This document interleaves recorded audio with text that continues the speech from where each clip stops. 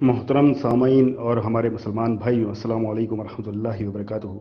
मैं नौमान इकबाल आपके सामने इसलिए हाजिर हुआ हूँ कि आज फ़िरक़ाए गैर मुक़ल्लिदीन नाम नेहाद अहले हदीसों का भयानक और असल चेहरा, हकीकी चेहरा आपके सामने वाज़े कर सकूँ दलाइल के साथ।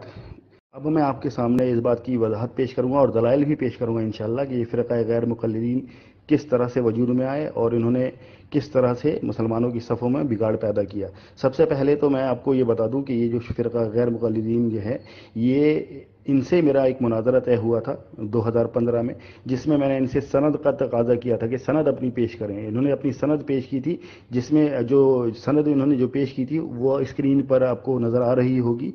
और इस सनद के जो है इन्होंने जब पेश किया तो इसमें इस सनद के अंदर सबसे पहला नाम जो इनका शुरू होता है, इस इनकी सनद जिस नाम से, वो है अब्दुल मन्नान नूरपुरी साहब का। ठीक है, इनके सनद के अंदर अब्दुल मन्नान नूरपुरी साहब से ये सनद सीधा इमाम शौकानी पर जाकर ख़त्म हो जाती है। इमाम शौकानी के बाद जितने भी अकाबरीन का नाम है उनमें से एक भी गैर मुक़ल्लिद नहीं है, एक भी। इसकी तहकीक में इंशाअल्लाह आपको दलाइल के साथ और किताबों के असल हवालों के साथ पेश करूँगा आगे। ठीक है, तो सबसे पहले इमाम शौकानी का आपको मैं जो है ज़रा वजाहत कर दूं कि इमाम शौकानी कौन थे और क्या थे।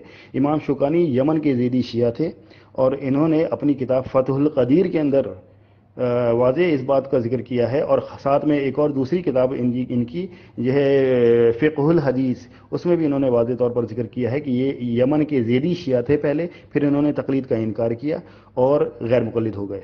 तो गैर मुक़ल्लिद तो हो गए, लेकिन शिय्यत का असर इनके ऊपर से भी नहीं गया, और इनके बाद जो इनके मुत्तबईन पैदा हुए उनके अंदर तो वाज़े तौर पर ये असर शियों का वो देखा जा सकता है। और आज के मौजूदा दौर के गैर मुक़ल्लिदीन के बारे में भी मैं आपको अभी वजाहत से पेश करूँगा दलाइल के साथ कि वो किस तरह से शिय्यत का शिकार हैं।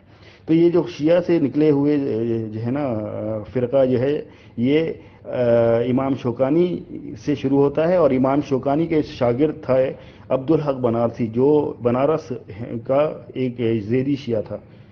उससे इसकी इनकी सनद शुरू हो रही है। सही है, उसके बाद फिर बाकी इनके अकाबरीन के नाम मैं इंशाल्लाह आपके सामने वाज़ करूँगा। तो सबसे पहले इमाम शौकानी, ये वाज़े हो गया। आप स्क्रीन पर देख सकते हैं कि इमाम शौकानी की अपनी असल किताब के हवाले मौजूद हैं, जिसमें उनका ज़ैदी शिया होना वाज़े तौर पर लिखा हुआ है। उसके बाद अब्दुल हक बनारसी के बारे में भी इन्हीं की किताब में लिखा हुआ है कि अब्दुल हक बनारसी इनका शागिर्द था, हिंदी शागिर्द था। ठीक है, उसके बाद फिर अब्दुल हक बनारसी के बारे में आसारुल हदीस की जिल्द नंबर 2 सफ़ा नंबर 375 के ऊपर लिखा है। अल्लामा खालिद महमूद लिखते हैं कि ये सही है कि हिंदुस्तान में तर्क तक़लीद के इनवान से जिस शख्स ने पहले ज़ुबान खोली वो अब्दुल हक बनारसी था। लिहाजा ये बात वाज़ेह हो गई कि अब्दुल हक बनारसी ने ही बर सग़ीर में सबसे पहले तर्क तक़लीद का नारा लगाया। फ़िरक़ा गैर मुक़ल्लिदीन के एक जो है आलिम नवाब सिद्दीक़ हसन ख़ान भी अपनी किताब सिलसिलतुल असजद में लिखते हैं कि अब्दुल हक बनारसी अपनी दरमियानी उम्र के हिस्से में इसके अक़ायद जो है उनमें तज़ल्ज़ुल और अहले तशी की तरफ इसका रुझान बड़ा मशहूर है। ठीक है, इनका ये तफर्रुद ख़ताए इज्तिहादी की कबील से था। ठीक है, बहरहाल इन्होंने ख़ुद इकरार कर लिया गैर मुक़ल्लिदीन के आलिम नवाब सिद्दीक़ हसन ख़ान ने कि अब्दुल हक बनारसी अपनी उम्र के दरमियानी हिस्से में अहले तशी हुआ था और इसका रुझान अहले तशी की तरफ था, और इन्होंने इस बात को खुद जो है ना इतराफ़ कर लिया है। इसके बाद फिर दलील नंबर 2, मुहद्दिस कारी अब्दुर रहमान साहब पानीपती रहमहुल्लाह जो है ना, वो फरमाते हैं अपनी किताब कश्फुल हिजाब में कि अब्दुल हक बनारसी का फतवा जवाज़ मुता का मेरे पास मौजूद है। अब्दुल हक बनारसी ने बरमला कहा कि अम्मी आयशा रज़ियल्लाहु अन्हा लड़ी थी, हज़रत अली रज़ियल्लाहु अन्हु से लड़ी थी, अगर तौबा ना की तो मुर्तद मरी, नाउज़ुबिल्लाह मिन ज़ालिक। इसके बाद इसी किताब के इसी सफ़े पर जो है मुहद्दिस पानीपती रहमहुल्लाह फरमाते हैं कि इसने दूसरी मजलिस में कहा कि सहाबा कराम रज़ियल्लाहु अन्हु का इल्म हमसे कम था और उनमें से हर एक को 5-5 हदीसें याद थी और हमें उन सब से ज़्यादा हदीसें याद हैं। इसी तरह मौलाना सैयद अब्दुल हई लखनवी रहमहुल्लाह अपनी किताब अल सिक़ातुल इस्लामिया फ़िल हिंद के सफ़ा नंबर 128-129 पर रकम करते हैं, लिखते हैं इसके बारे में कि इनमें से बाज़ लोग हैं जो हद से बढ़ गए اور تقلید کی حرمت میں بے حد مبالغے سے کام لے کے حدود کو پھلانگ گئے، مقلدین کو بدعتی قرار دیا اور ان کو اہل ہوا اور میخ داخل کر دیا۔ ائمہ کرام بالخصوص امام ابو حنیفہ رحمہ اللہ کی توہین کی، تنقیص کی، اس میں کوئی کسر نہ چھوڑی، اور یہ مسلک عبدالحق بنارسی کا ہے۔ محترم سامعین، یہ تو تھا عبدالحق بنارسی اور زیدی شیعہ جو ہے امام شوکانی کا تذکرہ۔ اب آتے ہیں آگے۔ زیدی شیعہ امام شوکانی کے شاگرد تھے عبدالحق بنارسی، اور عبدالحق بنارسی کے دو شاگرد تھے۔ ان کی جو ہے دو شاگردوں کا نام جو ہے ہمیں ملتا ہے، اور وہ تھے دو شاگرد نواب صدیق حسن خان اور وحید الزماں صدیقی۔ یہ فرقہ غیر مقلدین کے بانیان میں سے ہیں، اور یہ دونوں بڑے جو ہے نا فرقہ غیر مقلدین کے، انہوں نے بہت ساری کتابوں کی تراجم بھی کیے ہیں، اور بڑے مشہور ہیں فرقہ غیر مقلدین میں وحید الزماں صدیقی بھی اور نواب صدیق حسن خان۔ یہ اس حوالے کو، یعنی یہ جو میں نے ان کے شاگردوں کے بارے میں بتایا، ان دونوں کے حوالے جو ہے نا آپ اسکرین پر دیکھ سکتے ہیں۔ بر صغیر پاک و ہند کی چند تاریخی حقائق، یہ کتاب کا نام ہے۔ اس میں واضح طور پر لکھا ہے کہ عبدالحق بنارسی کے تلامذہ میں سے نواب صدیق حسن خان اور علامہ وحید الزماں مترجم ہیں۔ اب میں آپ کو یہ بتاتا چلوں کہ عبدالحق بنارسی کے شاگرد نواب صدیق حسن خان کیا لکھتے ہیں صحابہ کرام کے بارے میں، نعوذ باللہ من ذالک۔ لکھتے ہیں اپنی کتاب عرف الجادی میں، بعض صحابہ رضی اللہ عنہ جب اہل و عیال سے دور ہوتے تھے تو صحابہ کرام بھی مشت زنی کرتے تھے، نعوذ باللہ من ذالک البکواس، لا حول ولا قوت الا باللہ۔ اسی طرح فرقہ غیر مقلدین کے نواب عالم علامہ وحید الزماں صدیقی جو عبدالحق بنارسی کے شاگرد تھے، اور ان سے سند لی ہے انہوں نے، یہ اپنی کتاب نزل الابرار میں کیا لکھتے ہیں، یہ اسکرین شاٹ بھی آپ کے پاس چل رہا ہوگا اسکرین پر، پڑھتے بھی جائیں، اور یہ میں اس کا ترجمہ بھی آپ کو بتاتا چلوں۔ فرماتے ہیں اپنی کتاب میں، اس سے معلوم ہوا کہ کچھ صحابہ رضی اللہ عنہ فاسق ہیں، جیسا کہ ولید بن عقبہ، اور اسی کے مثل کہا جائے گا کہ معاویہ بن ابی سفیان، عمر بن عاص، مغیرہ بن شعبہ اور سمرہ بن جندب، ان کے حق میں کہتے ہیں کہ یہ صحابہ کرام فاسق تھے، لا حول ولا قوت، نعوذ باللہ من ذالک۔ اس طرح یہ وحید الزماں صدیقی غیر مقلد لکھتے ہیں اپنی کتاب کنز الحقائق میں کہ صحابہ کرام رضی اللہ عنہ کے نام کے ساتھ رضی اللہ عنہ لکھنا جائز نہیں۔ کن کے ناموں کے ساتھ؟ کون سے صحابہ کے ناموں کے ساتھ؟ معاویہ بن ابی سفیان، عمر بن عاص، مغیرہ بن شعبہ اور سمرہ بن جندب، یہ ان کے حق میں ان کے ناموں کے ساتھ، ان صحابہ کرام کے ناموں کے ساتھ رضی اللہ عنہ لکھنا جائز نہیں ہے۔ کیوں؟ کیونکہ وہ فاسق تھے، نعوذ باللہ من ذالک۔ صحابہ کرام کو فاسق قرار دینے والے یہ غیر مقلد وحید الزماں صدیقی ہیں، لا حول ولا قوت۔ یہ ہے ان کی اصل حقیقت، ان کا اصل بھیانک چہرہ، جو اپنا نام لوگوں کو بتاتے ہیں کہ ہم اہل حدیث ہیں۔ یہ اہل حدیث نہیں ہیں، یہ اہل خبیث لوگ ہیں۔ سمجھ میں آئی بات؟ اسی طرح غیر مقلد وحید الزماں صدیقی صاحب صحیح بخاری کے ترجمے میں امیر معاویہ رضی اللہ عنہ کے بارے میں لکھتے ہیں، صحابیت کا ادب ہم کو اس سے مانا ہے کہ ہم معاویہ کے حق میں کچھ کہیں، لیکن سچی بات یہ ہے کہ ان کے دل میں حضرت صلی اللہ علیہ وسلم کے اہل بیت کی الفت اور محبت نہ تھی۔ ان کا باپ ابو سفیان ساری عمر حضرت صلی اللہ علیہ وسلم سے لڑتا رہا، یہ خود حضرت علی رضی اللہ عنہ سے لڑے۔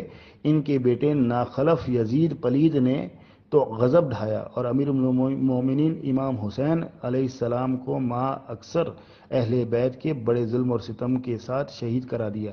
یہ ہے ان کے غیر مقلدین کے وحید الزماں صدیقی امیر معاویہ رضی اللہ عنہ کے جو ہے نا شان میں گستاخی کرتے ہوئے یہ بیان کر رہے ہیں۔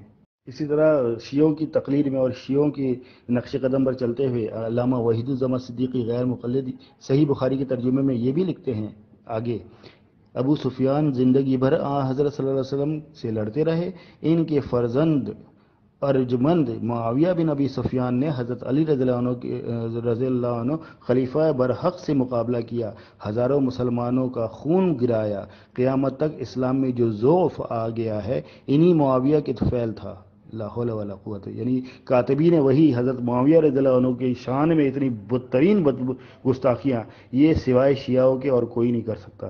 شیعوں کے دل میں بھی صحابہ کرام سے بغض اور فرقہ غیر مقلدین کے علماء کے دل میں بھی صحابہ کرام سے بغض. اور آپ نے یہ دیکھ لیا، آپ نے شروع میں ہی آڈیو سن لیا ہوگا کہ کس طرح سے یہ غیر مقلد حجاز سلفی نے امام ابو حنیفہ رحمہ اللہ کی شان میں گستاخیاں کی. اسی طرح انہی کے فرقہ غیر مقلدین کے شیخ الکل مولانا نذیر حسین دہلوی اپنی کتاب فتاوی نظیریہ کی جلد نمبر 3 کتاب المناقب صحابہ کی صفحہ نمبر 446 کے اوپر لکھتے ہیں کہ ان سے ایک سوال کیا گیا جس کے جواب میں انہوں نے لکھا کہ الجواب از مولوی محمد فصیح غازی پوری حضرت علی رضی اللہ عنہ کے مقابلے میں جہاں امیر معاویہ رضی اللہ عنہ کا تذکرہ، یہ رضی اللہ عنہ میں اپنی طرف سے لگا رہا ہوں، ٹھیک ہے نا، یہ کتاب میں نہیں لکھا ہوا ہے، امیر معاویہ رضی اللہ عنہ کا تذکرہ ہو، وہاں لفظ دعائیہ الفاظ کہنا درست نہیں، یعنی ان کے لیے دعائیہ الفاظ رضی اللہ لگانا، رضی اللہ عنہ لگانا، دعائیہ الفاظ لگانا درست نہیں، کیونکہ انہوں نے آخری خلیفہ راشد کے خلاف بغاوت کی، لہذا ان کو غلط کار اور باغی سمجھنا چاہیے. کس کو؟ حضرت معاویہ رضی اللہ عنہ کو باغی اور غلط کار سمجھنا چاہیے. لا حول ولا قوت. یہ ہے ان لوگوں کی اصل حقیقت. یہ تو صحابہ کرام کے اوپر دروغ گوئی اور بہتان تراشیاں اور کس طرح سے کاتبین وحی کے اوپر جو ہے حضرت امیر معاویہ رضی اللہ عنہ کی شان میں کس قدر گستاخیاں کی ہیں. اور ان کے ایک عالم نے نہیں، اب تک تین عالم تو، اور وہ بھی جید عالم، یہ شیخ الکل مولانا نذیر حسین دہلوی ان کے شیخ الکل ہیں، جن کو یہ شیخ الکل کہتے ہیں، اور ان کے سب سے بڑے جید عالم ہیں فرقہ غیر مقلدین کے. اور یہ بھی جو ہے ان کا بھی شجرہ نسب جو ہے نا وہ جا کر عبدالحق بنارسی سے ہی جڑتا ہے. موجودہ دور میں بھی فرقہ غیر مقلدین کا ایک شخص جس کا نام انجینئر علی مرزا ہے اور یوٹیوب پر بہت مشہور ہے یہ بے غرض، اس نے بھی امیر معاویہ رضی اللہ عنہ کی شان میں اس قدر گستاخیاں کی ہیں جس کی کوئی انتہا نہیں. یہ شخص اپنے آپ کو زبیر علی زئی غیر مقلد کا شاگرد بتاتا ہے، اور واقعی ہوگا شاگرد، اور کیونکہ زبیر علی زئی بھی غیر مقلد ہیں، یہ بھی غیر مقلد. تو اس شخص نے، انجینئر علی مرزا نے بھی امیر معاویہ رضی اللہ عنہ کی شان میں انتہائی درجے کی گستاخیاں کی ہوئی ہیں، جس سے یوٹیوب بھرا پڑا ہے. یہ تو میرے خیال میں پورے جو ہے نا مسلمانوں کو، اور خاص طور پہ پاکستان کے مسلمانوں کو تو اس بات کا بالکل مکمل علم ہے کہ انجینئر علی مرزا غیر مقلد نے کس طرح سے امیر معاویہ رضی اللہ عنہ کی شان میں گستاخیاں کی، اور ان کی دلائل جو ہے وہ واضح طور پر یوٹیوب میں پڑے ہوئے ہیں، کوئی بھی شخص جا کر دیکھ سکتا ہے، سن سکتا ہے. بالکل اسی طرح شیعوں کی جو ہے پیروی کرتے ہوئے ان کے غیر مقلدین کے ایک اور عالم مولانا محمد جونہ گڑھی اپنی کتاب طریق محمدی میں لکھتے ہیں حضرت ابو بکر صدیق رضی اللہ عنہ کا حضرت عمر فاروق رضی اللہ عنہ کو خلیفہ ثانی مقرر کرنا اصل اسلام کے خلاف تھا. یعنی حضرت ابو بکر صدیق رضی اللہ عنہ نے حضرت عمر فاروق رضی اللہ عنہ کو جو خلیفہ ثانی مقرر کیا، یعنی انہوں نے اسلام کی مخالفت کی، ان کا یہ عمل اسلام کے خلاف تھا. لا حول ولا قوت. بالکل یہی بات جو ہے شیعوں کے حوالے سے علامہ ابن تیمیہ رحمہ اللہ اپنی کتاب منہج السنہ میں لکھتے ہیں. کیا سیدنا عمر رضی اللہ عنہ نے سیدنا ابو بکر صدیق رضی اللہ عنہ کی مخالفت کی؟ لکھتے ہیں شیعہ مصنف لکھتا ہے عمر نے اپنے بعد انتخاب خلیفہ کو شورا کے حوالے کر کے سیدنا ابو بکر کی مخالفت کی. اب بتائیے، بالکل وہی بات شیعہ بھی وہی بات لکھتا ہے اور غیر مقلد بھی. شیعہ صرف عمر رضی اللہ عنہ کے خلاف لکھتا ہے اور غیر مقلد حضرت ابو بکر صدیق رضی اللہ عنہ کے بارے میں لکھتے ہیں. دونوں وہی بات لکھتے ہیں، آخر ہیں ہی ایک ہی نسل، ایک ہی قوم کے لوگ. اسی طرح یہ جونہ گڑھی صاحب غیر مقلد اپنی کتاب کے آگے یہ بھی لکھتے ہیں کہ حنفی بھائیوں کلیجہ تھام کر رکھ کر ایمانداری کے ساتھ بتلاؤ، حضرت امام ابو حنیفہ علم فقہ میں بڑے ہوئے یا حضرت عمر فاروق رضی اللہ عنہ خلیفۃ المسلمین؟ پس آؤ سنو، بہت سے صاف موٹے مسائل ایسے ہیں کہ حضرت فاروق اعظم نے ان میں غلطی کی، یعنی فاروق اعظم رضی اللہ عنہ نے موٹے سے مسائل میں غلطی کی، ٹھیک ہے نا. اس کے بعد پھر اپنی ہی دوسری کتاب شمع محمدی میں جونہ گڑھی صاحب لکھتے ہیں حضرت عمر فاروق رضی اللہ عنہ کی سوچ معتبر نہیں تھی. بالکل یہی بات جو ہے غیر شیعہ بھی کرتے ہیں. اپنی کتاب منہج السنہ میں امام ابن تیمیہ رحمہ اللہ نے شیعوں کے حوالے سے بالکل یہی اعتراض نقل کیا ہے، اور اس کے جو ہے نا باقاعدہ ہیڈنگ، باقاعدہ عنوان باندھا ہے بقول شیعہ فاروق اعظم کے اجتہادی غلطیاں. یہ انہوں نے باقاعدہ باب باندھا ہے. کس نے؟ امام ابن تیمیہ رحمہ اللہ نے اپنی کتاب منہج السنہ میں، ٹھیک ہے نا؟ تو بالکل وہی بات شیعہ بھی کرتے ہیں اور غیر مقلدین بھی کرتے ہیں عمر فاروق رضی اللہ عنہ کی شان میں گستاخی کرتے ہوئے۔ بالکل اسی طرح شیعوں کی پیروی کرتے ہوئے شمع محمدی میں جوناگڑھی صاحب یہ بھی لکھتے ہیں کہ صحابہ کی درایت معتبر نہیں، یعنی صحابہ کی جو روایت ہیں وہ معتبر نہیں، یا ان کی جو درایت ہیں، ان کے جو اجتہادات ہیں وہ معتبر نہیں ہیں۔ صحابہ کے اجتہاد معتبر نہیں ہیں، ان کے اجتہادات معتبر ہیں۔ واہ کیا بات ہے! جن لوگوں نے، جن صحابہ کرام نے اپنی آنکھوں سے نبی صلی اللہ علیہ وسلم کی زیارت کی، ان کو ان کے اقوال اور ان کے افعال کو اپنی آنکھوں سے اور اپنی کانوں سے سنا، آنکھوں سے دیکھا اور کانوں سے سنا، ان کی درایت معتبر نہیں ہے، اور یہ 15ویں صدی میں پیدا ہونے والے غیر مقلدین کی درایت معتبر ہے۔ کیا اصول ہیں! بالکل اسی طرح سے غیر مقلدین کے ایک اور شیخ زبیر الزئی صاحب جو ہے داڑھی کے مسئلے کے اوپر جو ہے نا وہ لکھتے ہیں، حضرت عبداللہ بن عمر رضی اللہ عنہ کی جو روایت پیش کی جاتی ہے وہ ان کا اپنا عمل ہے، اور ان کا عمل دین میں دلیل نہیں بنتا۔ صحابی کا قول اور اپنا عمل دلیل نہیں بنتا، صحابی کا اپنا عمل اور قول دلیل نہیں۔ جب یہ دلیل نہیں تو اس سے گنجائش کیسے ملے؟ یہ ہے غیر مقلد زبیر الزئی صاحب اپنی کتاب شرعی احکامات کا انسائکلوپیڈیا کے صفحہ نمبر 158 میں لکھتے ہیں۔ تو میرے بھائی صحابہ کرام جو ہے حالانکہ داڑھی کے مسئلے کے اوپر پوری امت مسلمہ نے حضرت ابن عمر رضی اللہ عنہ سے یہ مسئلہ اخذ کیا ہے کہ داڑھی یک مشت ہونی چاہیے، کیونکہ حضرت ابن عمر رضی اللہ عنہ ایک مشت داڑھی سے جتنے بال زیادہ ہوتے تھے وہ کاٹ دیا کرتے تھے، اور حضرت امام بخاری رحمہ اللہ نے اپنی صحیح بخاری کے اندر نبی پاک صلی اللہ علیہ وسلم کی حدیث، جب داڑھی کے متعلق جو حدیث بیان کی ہے، بالکل اسی حدیث کے نیچے حضرت ابن عمر رضی اللہ عنہ کا اپنا فعل دلیل کے طور پر بیان کیا ہے کہ نبی پاک صلی اللہ علیہ وسلم نے فرمایا داڑھی بڑھاؤ اور مونچھیں گھٹاؤ۔ اس کی وضاحت کہ داڑھی بڑھاؤ تو کتنی بڑھاؤ، اس کے بارے میں امام بخاری رحمہ اللہ ابن عمر کا عمل لے کر آئے ہیں کہ ابن عمر جو سب سے زیادہ متبع سنت تھے، انہوں نے داڑھی کو ایک مشت رکھ کر باقی بال کاٹ لیے۔ اس بات کی دلیل ہے کہ داڑھی کتنی بڑھانی ہے؟ ایک مشت، اس سے زیادہ نہیں۔ لیکن غیر مقلدین جو آج فرقہ موجود ہے ہمارے بر صغیر میں، یہ کہتا ہے کہ نہیں داڑھی بڑھاتے جاؤ، بالکل جو سکھوں کی طرح داڑھی بڑھاتے جاؤ، ان کو کاٹنا نہیں ہے، جبکہ ابن عمر رضی اللہ عنہ اس کی مخالفت کر رہے ہیں۔ تو بتاؤ صحابہ کا عمل جو ہے وہ حجت ہوا، یہ غیر مقلدین فرقہ غیر مقلدین کا؟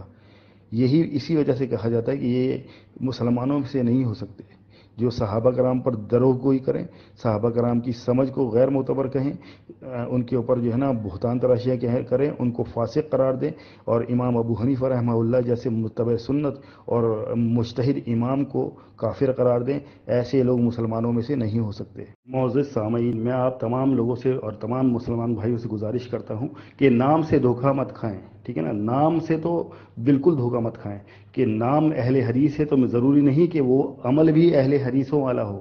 جس طرح سے منکرین حدیث ہیں نا، اپنے آپ کو کیا کہتے ہیں؟ ہم اہل قرآن ہیں، تو کیا ہم ان کو اہل قرآن مان لیں؟ وہ اہل قرآن نہیں، ہمارے نزدیک منکرین حدیث ہیں۔ بالکل اسی طرح سے غیر مقلدین اپنے آپ کو اہل حدیث کہتے ہیں، تو کیا ہم ان کو بھی اہل حدیث مان لیں؟ کبھی نہیں۔ ان کو غیر مقلدین کے نام سے جانا جاتا ہے، اہل حدیث نہیں، کیونکہ اہل حدیث جو ہیں وہ محدثین ہیں، اور اہل حدیثوں کا یہ کام نہیں جو یہ کرتے ہیں شیعوں کی طرح، ٹھیک ہے؟ نام رکھ لینے سے کوئی اہل حدیث نہیں ہو جاتا، جس طرح سے نام رکھ لینے سے کوئی اہل قرآن نہیں ہو جاتا، وہ منکرین حدیث کہلاتا ہے۔ بالکل ایسے نام رکھ لینے سے کوئی اہل حدیث نہیں ہو جاتا، وہ منکرین فقہ اور صحابہ کرام سے اختلاف کرنے والے لوگ ہیں یہ غیر مقلدین، جن کے بارے میں میں ابھی دلائل کے ساتھ اس بات کی وضاحت پیش کی کہ ان کے علماء نے اور ان کے جہلاء نے سب نے صحابہ کرام کے اوپر بہتان تراشیاں کی ہیں، ان کو فاسق قرار دیا ہے، ان کو پتہ نہیں کیا، ان کی سمجھ کو غیر معتبر قرار دیا ہے، اور ساتھ میں ان کے فرقے کے جہلاء امام ابو حنیفہ رحمہ اللہ کی شان میں گستاخیاں کرتے ہیں، ان کو کافر قرار دیتے ہیں۔ تو سوچے کہ جو ایک امام مجتہد امام کو کافر قرار دے، جو لوگ صحابہ کرام کی سمجھ کو غیر معتبر کہیں، اور جو لوگ صحابہ کرام کو فاسق قرار دے دیں اور حضرت امیر معاویہ رضی اللہ عنہ کی شان میں گستاخیاں کریں، ان کو جو ہے نا اسلام کا دشمن اور صحابہ کا دشمن اور اہل بیت کا دشمن قرار دیں، نبی پاک صلی اللہ علیہ وسلم کا دشمن قرار دیں، وہ مسلمان نہیں ہو سکتے۔ لہذا یہ غیر مقلدین فرقہ غیر مقلدین، چاہے یہ ان کے علماء ہوں یا جہلاء ہوں، یہ مسلمان نہیں ہو سکتے۔ اچھا آگے چلتے ہیں۔ غیر مقلدین یہ بھی اعتراض کرتے ہیں کہ میرے بھائی یہ جو وحید الزما صدیقی ہیں یہ غیر مقلد نہیں تھے. جب ظاہر سی بات ہے ان کو جوتے پڑتے ہیں کہ یہ تمہارے علماء نے کیا کیا لکھا ہے کتابوں میں صحابہ کرام کے خلاف، تو جب ان کو جوتے پڑتے ہیں تو پھر یہ اپنے آپ کو بچانے کے لیے اور مسلمان ثابت کرنے کے لیے یہ کہنا شروع کر دیتے ہیں کہ نہیں نہیں، یہ جو وحید الزما ہے یہ غیر مقلد نہیں، یہ غیر مقلد نہیں تھا. حالانکہ اس کی اپنی کتابوں میں، جن کتابوں کے حوالے میں نے آپ کو اوپر پیش کیے ہیں انہی کتابوں میں لکھا ہوا ہے، جیسے ہدیۃ المہندی، نزل الابرار، کنز الحقائق، انہی کتابوں میں لکھا ہوا ہے. اس وحید الزما صدیقی نے خود اس بات کا اقرار کیا ہے کہ میں اہل حدیث ہوں، خود اس بات کا اقرار کیا ہے. دوسرا، تقلید کی مذمت کی ہے. امام ابو حنیفہ رحمہ اللہ کے سے اختلاف کیا ہے، مقلدین سے اختلاف کیا ہے. تو اگر یہ اہل حدیث نہیں اور غیر مقلد نہیں تو پھر یہ کون ہے؟ واضح طور پہ تقلید کی مذمت کر رہا ہے اور اپنے آپ کو اہل حدیث کہہ رہا ہے یہ شخص. آئیے اسکرین میں دیکھتے جائیے، اس کی کتاب کے حوالے میں اسکرین پر چل رہے ہوں گے آپ کے سامنے، پڑھتے جائیے اور اس کی غیر مقلد ہونے کے یہ دلائل ہیں. ساتھ میں ان کے عصر حاضر کے، غیر مقلدین کے عصر حاضر کے مولوی اور محدث مولانا محمد داؤد راز صاحب اپنی کتاب یعنی اپنی صحیح بخاری کے ترجمے میں واضح طور پر اس بات کا اقرار کرتے ہیں کہ ہمارے وحید الزما صدیقی صاحب نے سب سے پہلے بخاری شریف کا ترجمہ کیا اور صحاح ستہ کا ترجمہ کیا. اور یہ عظیم کام کس نے کیا؟ فرقہ اہل حدیث کے جو ہے نا عالم وحید الزما صدیقی نے. یہ خود اقرار کر رہے ہیں تو بات ہی ختم ہو جاتی ہے. اس سے بڑھ کر دلیل اور کیا ہوگی؟ اور یہ کوئی ابھی نئی پرانی کتاب نہیں ہے، یہ ابھی 2004 کا ایڈیشن ہے. ذرا دیکھ لیجئے، اوپر اسکرین شاٹ چل رہا ہوگا آپ کے سامنے. یہ ہے دلیل کے فرقہ غیر مقلدین کے جو ہے نا، یہ وحید الزما صدیقی انہی کے عالم ہیں فرقہ غیر مقلدین کے، جس کا اقرار انہوں نے خود کیا ہے.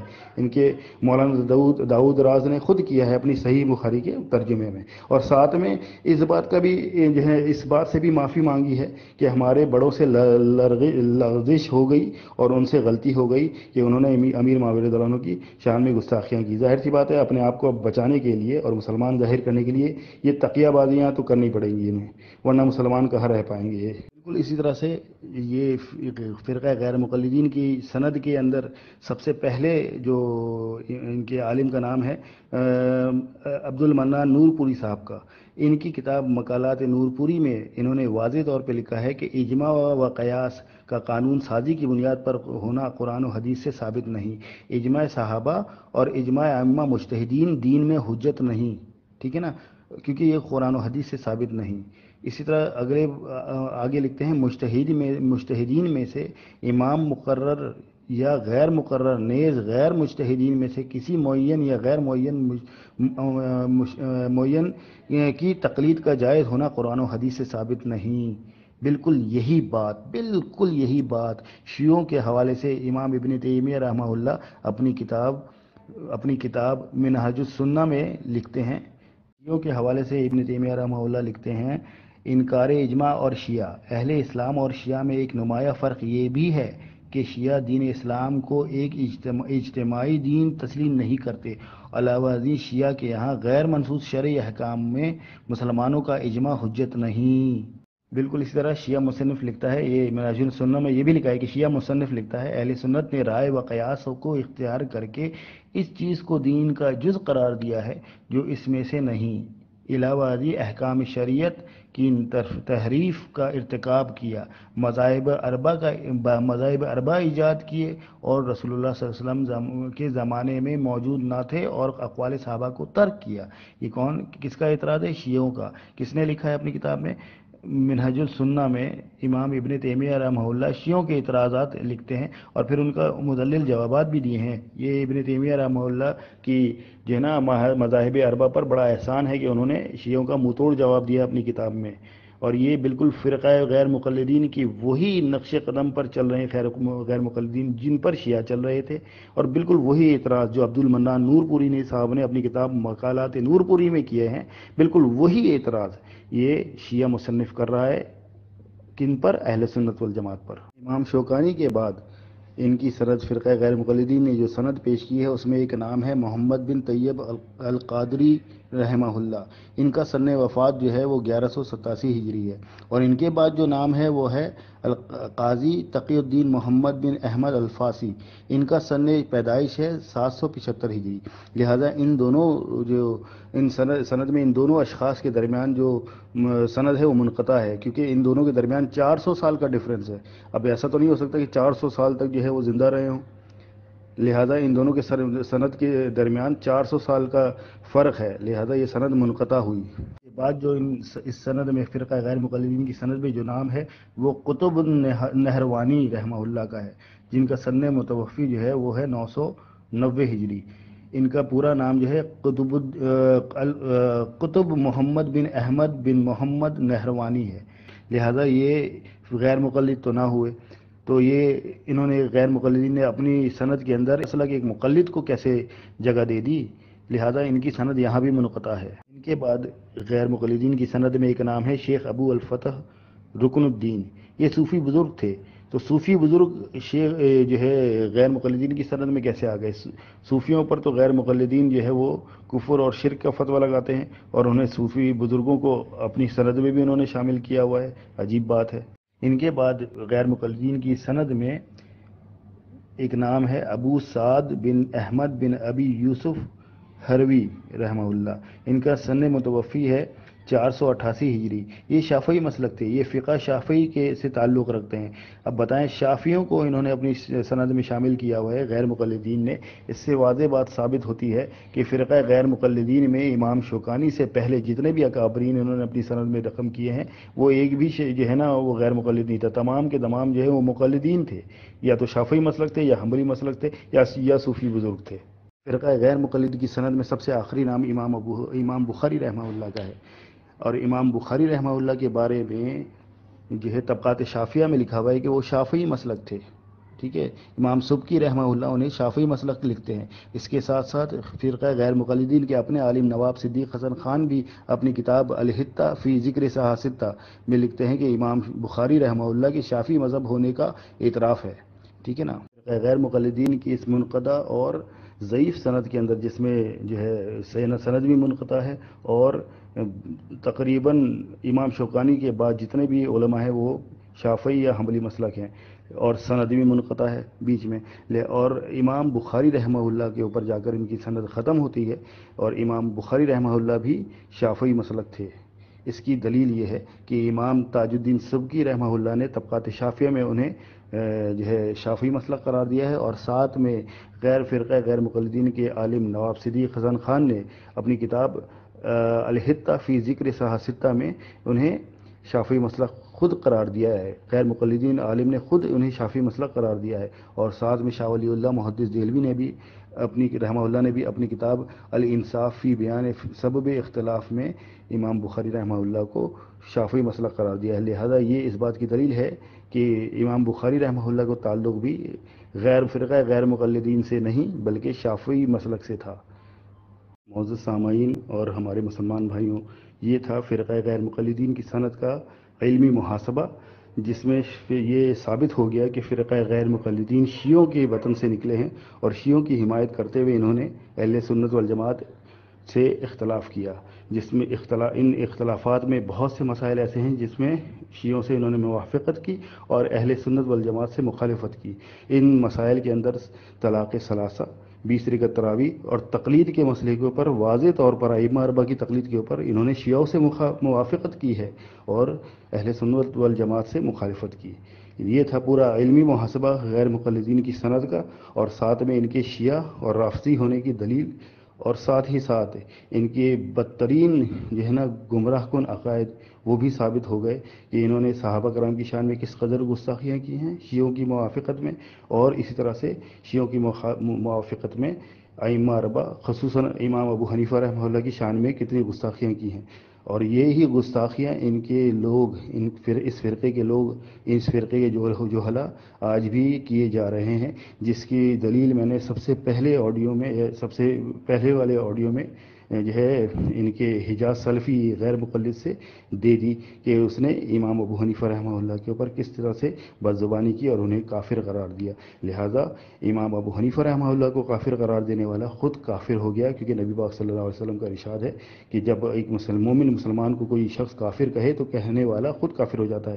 لہٰذا اس بات کی دلیل ہے کہ یہ فرقہ غیر مقلدین شیعوں کے موافقت میں اور شیعوں سے نکلا ہوا فرقہ ہے، اور یہ اہل سنت والجماعت کی مخالفت میں شیعوں کی طرف سے ہمارے خلاف کھڑا کیا گیا. یہ تھا اب تک کا پورا اس جو ہے نا غیر مقلدین کی سند کا حال اور ان کی شیعوں سے موافقت کا حال. انشاءاللہ آگے میں مزید انشاءاللہ اپنی ویب سائٹ کے اوپر اس تحریر کو پورا جامع اور مدلل طریقے سے بیان کروں گا، اور انشاءاللہ آپ لوگوں کے لیے دلائل کے ساتھ اور اصل اس کی کتابوں کے ساتھ میں اس کو واضح کروں گا. جزاک اللہ. السلام علیکم ورحمۃ اللہ وبرکاتہ.